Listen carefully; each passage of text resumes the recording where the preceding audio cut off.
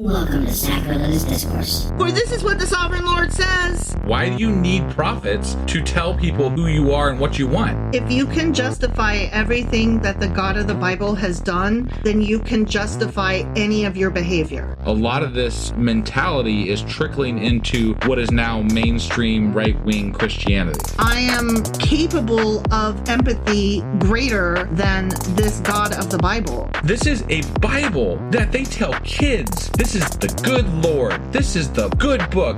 He is fantasizing about murder, mass murder. Head over to sacrilegiousdiscourse.com right now to find out how to leave us a review or support us on Patreon.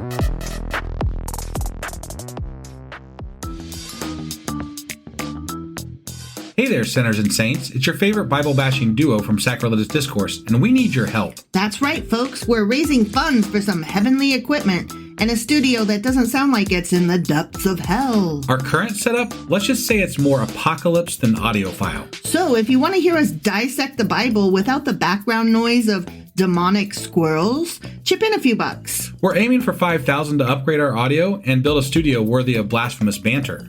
Donate today and help us spread the good word of atheism. You can find a link right on our homepage, sacrilegiousdiscourse.com. Every dollar counts. Even if it's from your collection plate. Husband, Wife. do you remember what happened yesterday and where the hell we are today? Well, yesterday we read Ezekiel Chapter 46. We sure as fuck did. Yeah, and in that chapter, we were reading about God and how he was creating entrance and exit plans to the temple. And we read about how there is a special room inside the temple where the priests get to put on their special eating clothes and they get to go there and eat separate from those dirty people that are outside the walls. So that was exciting. Their special eating clothes. Yeah. Otherwise, well, they didn't. You remember how they had to take them off? No, I know. Yeah. It's just, it's so funny. It is funny. They had to put on their bibs. Yeah. I feel like I'm imagining much more than that, but I mean, like, my mind is going crazy with that thought. So I'll just let you guys come up with your own ideas as to how that worked. And this is the shirt I wear when I'm eating. And then this is the shirt I wear when I'm done and I'm washing dishes. And then this is the shirt that you'll like this one. This is the shirt I wear when I'm pooping. Yeah. A pooping shirt. I want to see everybody's, and send a link, whatever social media you're on with us. I want to see a picture of your eating clothes. What are your eating clothes Send your eating like? clothes to us. Send me your favorite eating clothes, guys. Yeah, I want to see it. Yeah. Unless it's a nude picture. I don't want to see that shit. No nudes. No shame. Just, I don't want to see it. It's not for me. Right. That's for you and your people. That's not for me. Yeah. No nudes. That was just about it. That was about it. There wasn't a whole lot to it. I mean, they do some worshiping on the new moon and pagan bullshit and ritual fucking sacrifice and blah blah blah. Same shit that happened in Leviticus. So except for now that we have entrance and exit plans and special eating rooms with special eating clothes. Yes. So that was Ezekiel chapter 46. Yes. Which means that today we're getting into Ezekiel chapter 47. All right, let's do this. Okie dokie.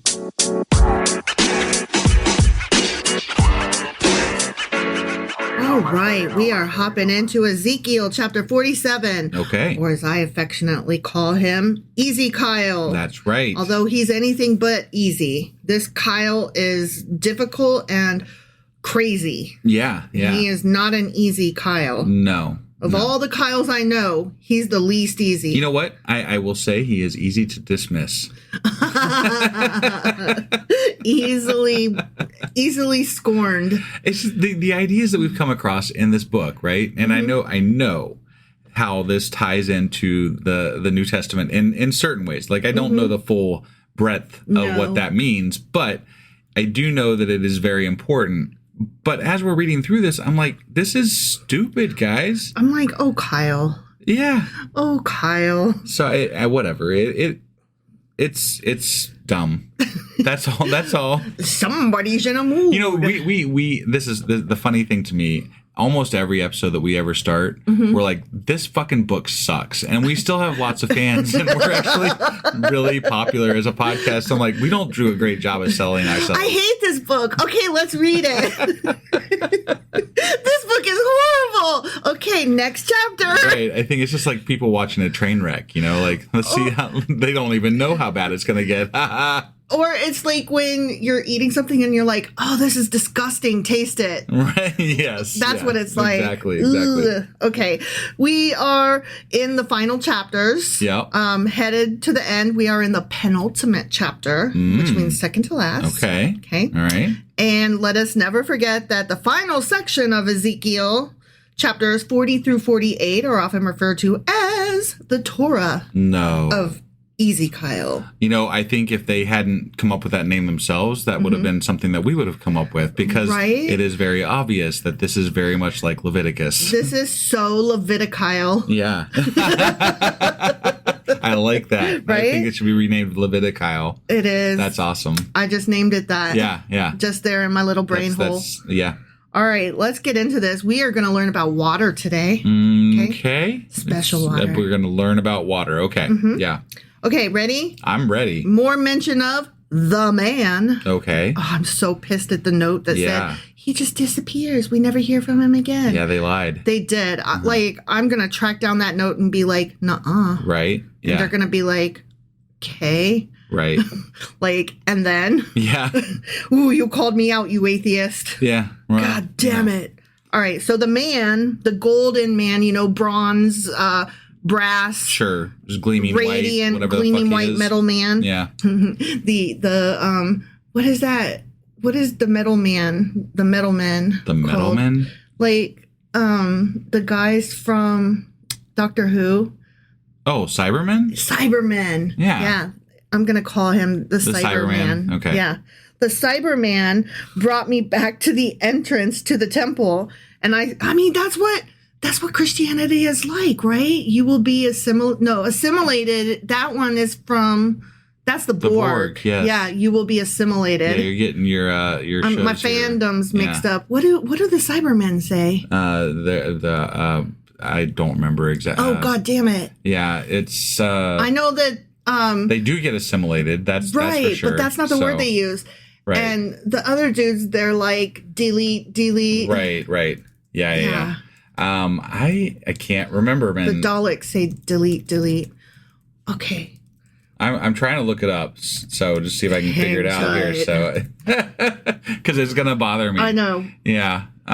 You will be upgraded. Yeah. You are ready for an upgrade. Yeah. They don't say resistance is futile.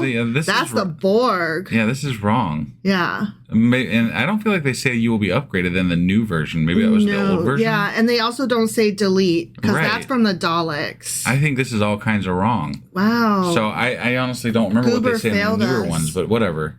That's probably. I said Goober failed us, but I meant Google. Yeah, right. Yeah. All right. I'm going to call Google Goober from now on. We'll have to get back to you guys about the Cybermen because I can't remember myself. What do they say? They're like, come on, come be like us. Yeah. Come on, let's chop off your body parts and make you be metal.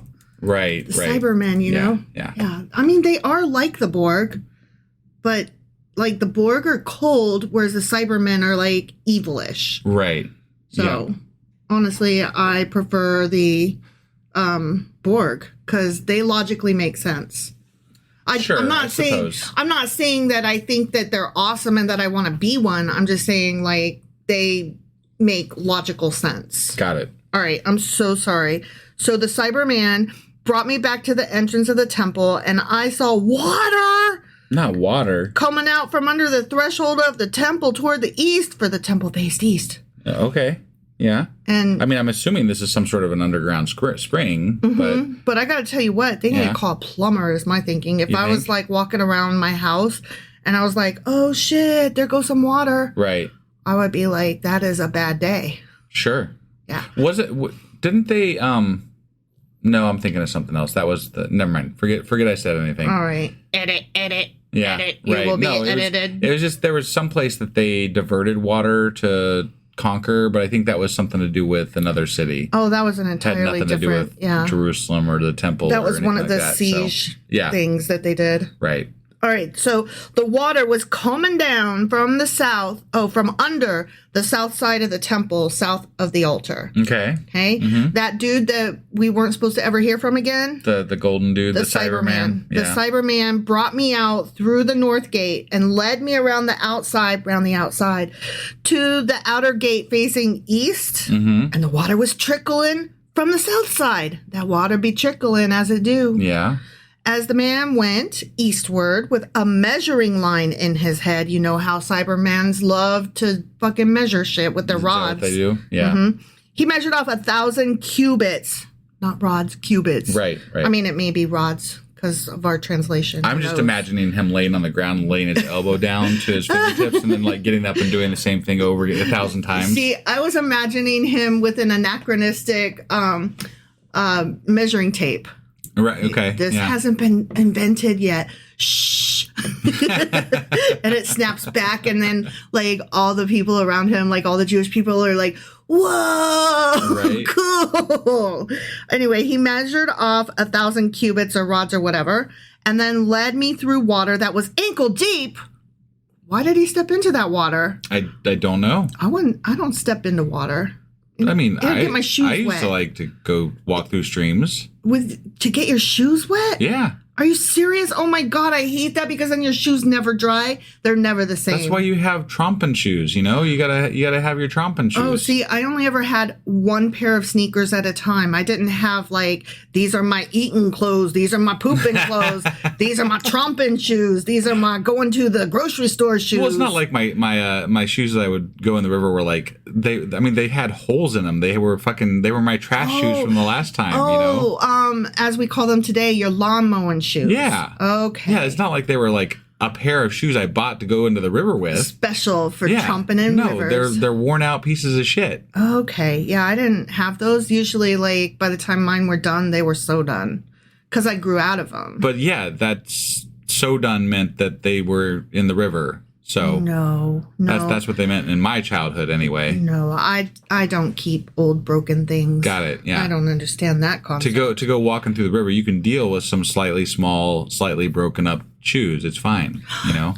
Okay, this is totally off topic, but speaking of tromping in rivers. Mm-hmm. Okay. So, do you remember when you were a child catching tadpoles? Yeah.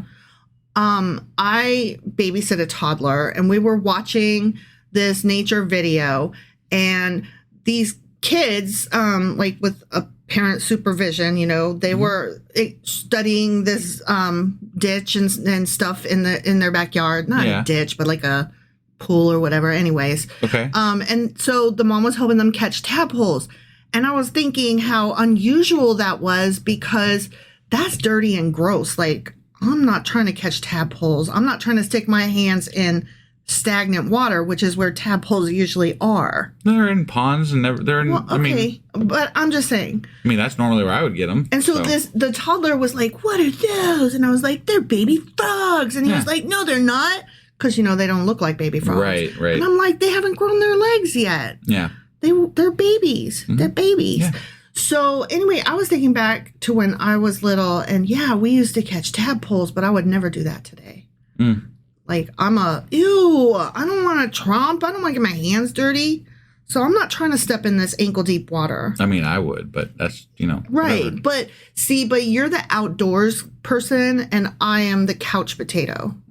That is our marriage. Yeah. Okay. Yeah. But I'm the one that mows. I like to mow, but then I like to come back inside. Right. And potato on the couch. Yeah. Okay. The dude, Cyberman, measured off another 1,000 cubits or rods or whatever, and led me through water that was knee deep. What? He measured off another 1,000 and led me through water that was up to my fucking waist. Wow. Okay, this water's getting too deep. He measured off another 1,000, but now it was a river that I could not cross. I saw where that was going, right? Yeah. Because the water had risen and was deep enough to swim in a river that no one could cross. No one could cross. That's what it says. That's crazy. But I'm betting if they had a boat, they could. Probably. Or raft. Yeah. Or swim. I mean, I don't know of any rivers you can't cross. Right. So this either is one crazy river or But maybe it's rapids. Maybe there's rapids but or something. I was going to say, but this is calm waters. Right. This is a nice flowing river. So you should be able to swim it. Shouldn't be a problem. Yeah. Or like unless there's some sort of God barrier that stops you from doing it, you know? Okay. Well, you can never account for God. I mean, it is barriers. at the East Gate, you know, Oh, yeah, that's true. Right. That is true. So the Cyberman asked me, son of man. You mere human. You fucking worm. Do you see this? The river? Then he led me back to the bank of the river. When I arrived there, I saw a great number of trees on each side of the river. He said to me, this water flows toward the eastern region and goes down into the Araba, or Araba. Okay. I don't know how to say it. Sure. Where it enters the Dead Sea. When it empties into the sea, the salty water there becomes fresh, as happens when it goes through. Streams are freshwater, seas are not. Yeah. So, okay. Swarms of living creatures will live wherever the river flows. That makes it sound like shit can't live in salt water. Right. And that's not how that works. Right. There's saltwater fish and freshwater fish. That's true. And so he's weird. Yeah. Although I think the Dead Sea is kind of like a Dead Sea. Oh, yeah. Not, it's all there might be some things that live in it, but I think it's much less than like normal. Yeah, so. because it's really salty. Yeah. Yeah. Like the one in Utah. Right. Yeah. Yeah. That shit is so salty. Mm-hmm. Like me, it cries salty tears. There will be large numbers of fish because this water flows there and makes the salt water fresh. So, where the river flows, everything will live. Whee! Fishermen will stand along the shore. From En-Gedi to En-Eglaim, there will be places for spreading nets. The fish will be of many kinds, like the fish of the Mediterranean Sea. Okay. But the swamps and marshes will not become fresh. They will be left for salt. Okay? Okay. That's the way nature works. That's what's happening. I'm explaining a nature show to you. Okay. Fruit trees of all kinds will grow on both banks of the river. Their leaves will not wither, nor will their fruit fail. Oh, he's describing an Eden. I guess. Every month they will bear fruit because the water from the sanctuary flows to them. Because this is some kind of God river, right? It's a God river. Yeah. Okay. It's a God river. I'm just... Like, so far, what he's describing sounds like a fucking river. Things live in it. Trees grow by it. I'm like, okay, it's a river. There go a river. Yeah. Yeah. Their fruit will serve for food and their leaves for healing. Like aloe or whatever. Aloe doesn't grow. Aloe is not a tree. Trees, so, I don't know what that would be, but maybe like cocoa trees or something. Does cocoa? Yeah. Okay. There's some healing power to cocoa trees. There's also some like energy level stuff for cocoa trees. So I like how you call it cocoa trees. Or whatever the fuck like they are. Cocoa fronds. What? Cocoa what? Oh, cocoa like not coconut, like no. Cocoa beans. The chocolate trees, or the cocaine trees, whatever you want to fucking call them. Yeah, cacao. Yeah, that's the one. That's the one. Sorry, I was thinking of like coconut trees. No. And I was like, what? Like, I couldn't make it work. But even that if they were coconut trees, they would have some healing power too, because the fruits have, good juices in them and stuff. Okay, so whatever. So we have an aloe in the kitchen. Yeah. Would you say it has healing power? Or would you just, I don't use the word power. It has healing properties. Properties. Yeah. There you go. Right. Yeah. That was tripping me up too, because I was like, they don't have powers. Like, they're not magical. They're just things, you know? Yeah. Okay. All right. So anyway, we're moving on to a different section in this chapter. Okay. This is what the sovereign Lord says. Okay. These are the boundaries of the land that you will divide among the 12 tribes of Israel as their inheritance, with 2 portions for Joseph.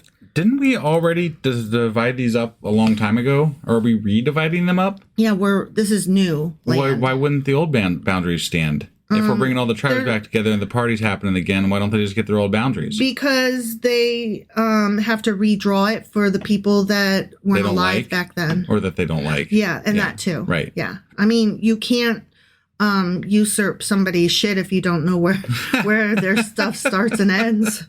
Like, I'm trying to steal your money. Stand still. Right. Yeah. How much do you have? I want it. I want to steal it. Yeah. Like, you got to know how much you're stealing first. Okay. So anyway, Cyberman says to Ezekiel, you are to divide it equally among them because, this must be God is speaking. Yeah. The sovereign Lord said this, not the Cyberman. Got it. Because I swore with uplifted hand to give it to your ancestors, this land will become your inheritance. This is to be the boundary of the land. Here we go. Ready? I'm ready. Okay. On the north side, it will run from the Mediterranean Sea by the Hethlon Road past Lebo Hamath to Zedad, Beratha, and Sibraim, which lies on the border between Damascus and Hamath, as far as Hazer Hadakon, which is on the border of Haran. Are you following all this? Nope. Me neither. Sounds like a bunch of crap to me. I mean, I don't want to call it crap. It's just like geography that I can't grasp my mind around. Right. It doesn't apply. Sure. It's just a bunch of like, yeah. Charlie Brown. I'm imagining voices. that if you're like the neighboring tribes that look and act very similarly to the Israelites, you could get a hold of this prophecy and be like, hey, let's just pretend to be one of those lost tribes. Right? And then you just get like some land for free, right? Exactly. If they just all stick to their story, right, they could get some Jewish land from this deal. What's interesting is in the notes that I was taking for this section, the Levites received their own land in this division. Which they didn't in the old version. Right. Which is part of why I feel like it gets more grifty as we go along with regard to the priest and stuff like that. So, the Levites get their own land now. Yay! Yeah. Isn't that cute? Right. The boundary will extend from the sea to Hazar Anan along the northern border of Damascus with the border of Hamath to the north. This will be the northern boundary. On the east side of the boundary will run between Haran and Damascus along the Jordan between Gilead and the land of Israel to the Dead Sea and as far as Tamar. This will be the eastern boundary. Okay. On the south side, it will run from Tamar as far as the waters of Meribah Kadesh, then along the Wadi of Egypt, which that's the river of Egypt. Sure. Likely the Nile. Right. We talked about that a while back. I remember that. And a wadi is a flowing stream of water. Right. To the Mediterranean Sea. This will be the southern boundary. Okay. On the west side, the Mediterranean Sea will be the boundary to a point opposite Lebo Hamath. This will be the western boundary. Okay. So now I've done north, south, east, west. Yeah. You are to distribute this land among yourselves according to the tribes of Israel. You, except for plus the Levites too. Right. So that's cute. You are to allot it as an inheritance for yourselves and for the foreigners residing among you and who have children. You are to consider them as native-born Israelites. Okay. So all this is you a different tack than they did before. Yeah. All you dudes that ran out and got yourselves a foreign wife that you like stole from other places. Yeah. They, as long as they have kids, as long as when you raped them they gave birth, then they get to be native born people. I read it as anybody foreign living among them. It didn't seem like it was just people they married. You are to allot it as an inheritance for yourselves and for the foreigners residing among you and who have children. Yeah, for the foreigners living among you. It doesn't say that they and have to who be... have children. Sure, but it's still foreigners. Like, it's not necessarily just the people that they married. It's just like they've been gone for a certain amount of time. Okay, you're right. They're coming back and they're like, don't fight them, just join them. You're right. That's all it's... Okay. Got it. You are to consider them as native-born Israelites. Along with you, they are to be allotted an inheritance among the tribes of Israel. In whatever tribe a foreigner resides, there you are to give them their inheritance, declares the sovereign Lord. The end. Okay. So they're just by land grabbing, they're adopting new Israelites? Yeah. I don't understand how that works. They're like, this land is ours now. We've planted our flag. But no, don't worry. You don't have to get up or anything. You just have a new king. We just got to chop your wiener, man. Right? So that, no bigs. After that, you're good. Yeah. And also call yourself an Israelite now. Sure. Yeah. That's all. Okay. No big. All right. Well, that was Ezekiel chapter 47. It sure as fuck was. Which means that we'll be back tomorrow with... the final chapter of Ezekiel, chapter 48. The final Ezekiel. No, no, no, no. No, no, no, no. Yeah. All right. We'll see you guys then. Bye.